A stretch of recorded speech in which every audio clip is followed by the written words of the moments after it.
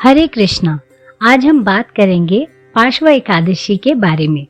पार्श्व एकादशी सबसे शुभ एकादशी व्रतों में से एक है। शास्त्रों के अनुसार इस दिन भगवान विष्णु योग निद्रा में रहते हुए करवट बदलते हैं, इसलिए इसे परिवर्तनी एकादशी भी कहा जाता है। सतयुग के अंतिम चरण और त्रेता युग के आरंभ में भगवान विष्णु का एक अवतार हुआ, जो मानव रूप में छोटे ब्राह्मण के रूप में प्रकट हुए थे। इस अवतार का उद्देश्य देवलोक पर अधिकार कर चुके दैत्यराज बलि के घमंड को चूर करना था, इसलिए इसे वामन एकादशी भी कहा जाता है। एक बार युधिष्ठिर महाराज के संदेह का समाधान करने के लिए भगवान ने उन्हें यह कथा सुनाई, जो जीवन के सभी पापों का नाश करने वाली है। त्रेता युग में दैत्यों के कुल में बलि नामक एक भक्त उत्पन्न हुआ था। वह बड़ा सत्यवादी था। यद्यपि वह दैत्यों के कुल में उत्पन्न हुआ था, फिर भी वह भगवान का अनन्य भक्त था। भक्ति और समर्पण से की गई आराधना से उन्होंने अपनी शक्ति के बल पर इंद्रदेव को परास्त कर दिया और स्वर्ग के अधिपति बन गए। उस समय सभी देवगण व ऋषि मुनि भगवान के पास आए।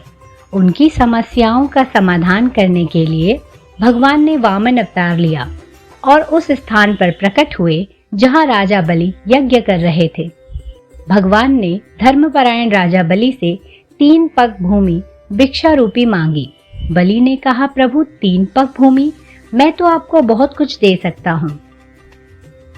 किंतु भगवान के ना कहने पर बलि ने बिना अधिक विचार किए उनकी प्रार्थना स्वीकार कर ली। भगवान का शरीर एक विशाल दिव्य रूप में विस्तृत होने लगा। उन्होंने संपूर्ण भौतिक सृष्टि को ढक लिया।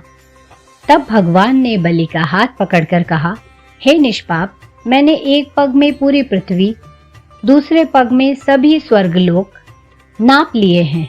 अब मैं अपना तीसरा पग कहाँ रखूं, जिसका वचन तुमने मुझे दिया था। यह सुनकर बलि महाराज ने विनम्रता पूर्वक प्रणाम किया और तीसरा पग रखने के लिए अपना सिर, जो अहंकार का प्रतीक था, अर्पित कर दिया। भगवान ने अपना पैर उसके सिर पर रखा। उन्हें इस प्रकार विनम्र देखकर भगवान बहुत प्रसन्न हुए और कहा, हे बलि, तुम्हारी भक्ति और सत्यता से मैं बहुत प्रसन्न हूँ और पाताल लोक मैं तुम्हें सौंपता हूँ और मैं स्वयं सदा तुम्हारे द्वार पर द्वारपाल बनकर रहूंगा। इस प्रकार भक्ति, दान और समर्पण की दिव्य लीला का समापन हुआ। वामन अवतार की जय। हरे कृष्णा।